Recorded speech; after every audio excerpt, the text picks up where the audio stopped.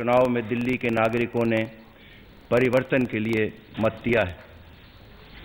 उन्होंने न केवल शासन के प्रति एक नए दृष्टिकोण में बल्कि एक नई राजनीतिक संस्कृति में विश्वास व्यक्त किया है। ये नागरिकों को हमारे विचारों, कार्यों और नीतियों को के केंद्र में रखने की आवश्यकता पर बल देती है। मेरी सरकार समर्थन और जनादेश के लिए दिल्ली के नागरिकों का आभार व्यक्त करती है। साथ ही सरकार उस बड़ी जिम्मेदारी के प्रति भी सजग है जो जनता ने उसे सौंपी है। दिल्ली के नागरिकों ने जो भरोसा जताया है, उसे देखते हुए सरकार अपनी उपलब्धियों के बावजूद कभी संतुष्ट होकर नहीं बैठेगी। मेरी सरकार अत्यंत विनम्रता के साथ दिल्ली के लोगों के कल्याण के लिए संकल्पबद्ध है। मेरी सरकार का ये प्रयास होगा कि वे दिल्ली के नागरिकों के किए गए सभी वायदों को पूरा करे और उस भरोसे पर खरी उतरे जो लोगों ने उस पर किया है। सरकार की प्राथमिकताओं में सबसे ऊपर नागरिकों और सरकार के बीच दूरी कम करना है। सरकार विशेष अधिकार और सत्ता के उन सभी प्रतीकों को समाप्त करेगी जो नागरिकों से सरकार को दूर करते हैं। कोई मंत्री या विधायक अपनी कार पर लाल बत्ती का इस्तेमाल नहीं करेगा। विशेष सुरक्षा व्यवस्था का इस्तेमाल भी नहीं किया जाएगा। हम सरकारी विभागों में भ्रष्टाचार समाप्त करने के लिए सभी उपाय करेंगे।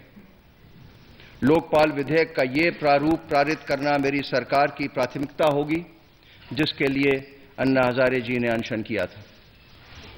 सरकार विशेष रूप से नागरिकों के रोजमर्रा के जीवन को प्रभावित करने वाली योजनाओं और परियोजनाओं में नागरिकों को शामिल करने के प्रति वचनबद्ध है।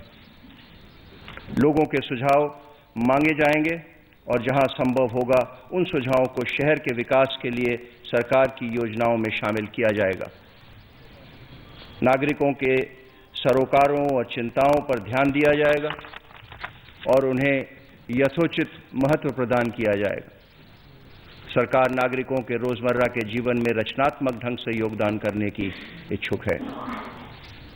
हमारी सरकार नागरिकों का सहयोग सिर्फ योजनाएं तैयार करने मात्र तक सीमित नहीं रहेगी। सरकार के लिए यह भी महत्वपूर्ण होगा कि परियोजनाओं के चयन और उनकी प्राथमिकता निर्धारित करने में मोहल्ला और कॉलोनियों के स्तर पर नागरिकों को शामिल किया जाए। सरकार नागरिकों को यह अधिकार देगी कि वे अपने क्षेत्र के लिए किए जाने वाले निर्माण कार्यों का स्वयं चयन करें। मोहल्ला सभाओं के माध्यम से नागरिकों को उनके मोहल्लों के दायरे में जीवन की गुणवत्ता से प्रभावित करने वाले मामलों में निर्णय करने की प्रक्रिया में शामिल किया जाएगा। दिल्ली को पूर्ण राज्य का दर्जा दिलाने के विषय को मेरी सरकार केंद्र सरकार के साथ सक्रियता से उठाएगी। इससे दिल्ली में शासन की बहुसंख्य एजेंसियां कम होंगी और तेजी से निर्णय लिए जा सकेंगे। राष्ट्रीय राजधानी में बिजली कंपनियों के निजीकरण के समय से उनकी लेखा परीक्षा CAG से कराई जाएगी।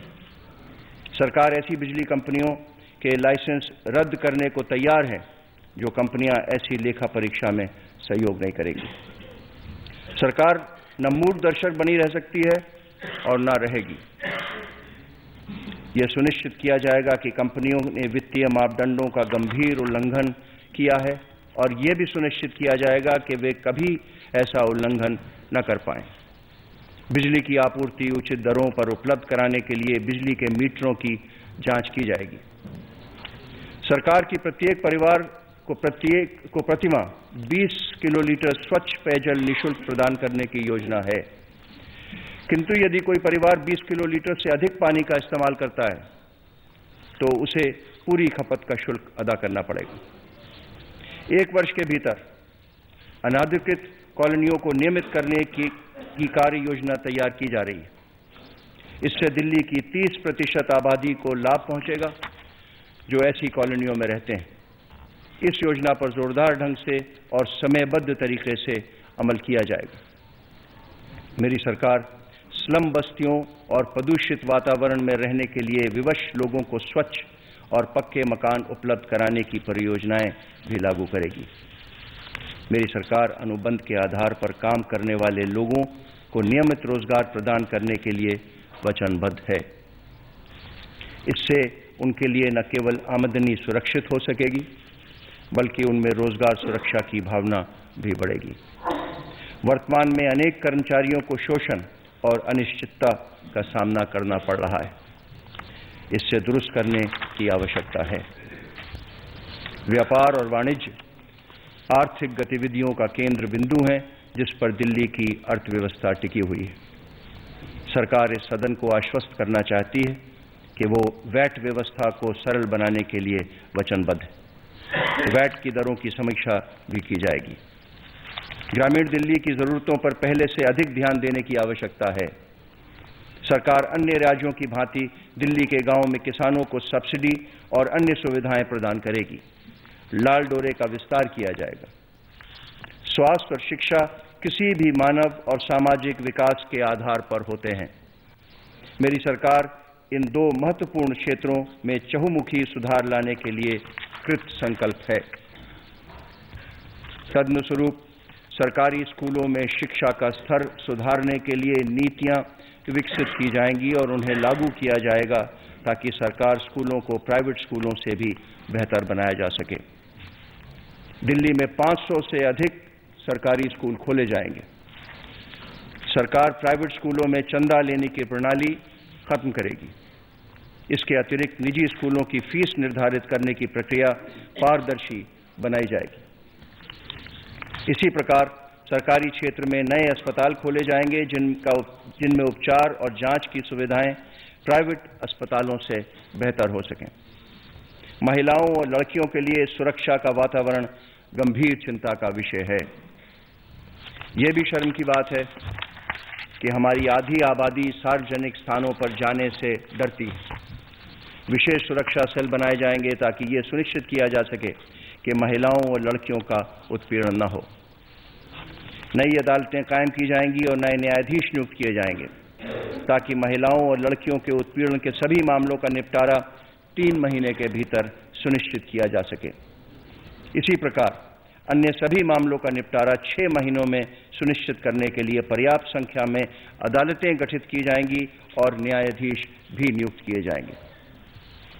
माननीय अध्यक्ष जी और इस सम्मानित सदन के सदस्यों, मैं दिल्ली के विकास की एक ऐसी संक्षिप्त रूपरेखा प्रस्तुत की है जिसमें आम नागरिकों की चिंताओं को दूर करना और उनकी ज़रूरतें पूरी करना सरकार की सर्वोच्च प्राथमिकता होगी। सरकार अपने कार्यक्रमों और नीतियों पर अमल सुनिश्चित करने के लिए कोई कसर नहीं छोड़ेगी। अगर अपनी तरफ से मैं एक बात कहूं तो सितारों से आगे जहां और भी हैं, अभी इश्क के इम्तिहान और भी हैं। अरविंद जी, मैं आपके विचार विमर्श की सफलता और रचनात्मक नीतियों की कामना करता हूं। जय हिंद।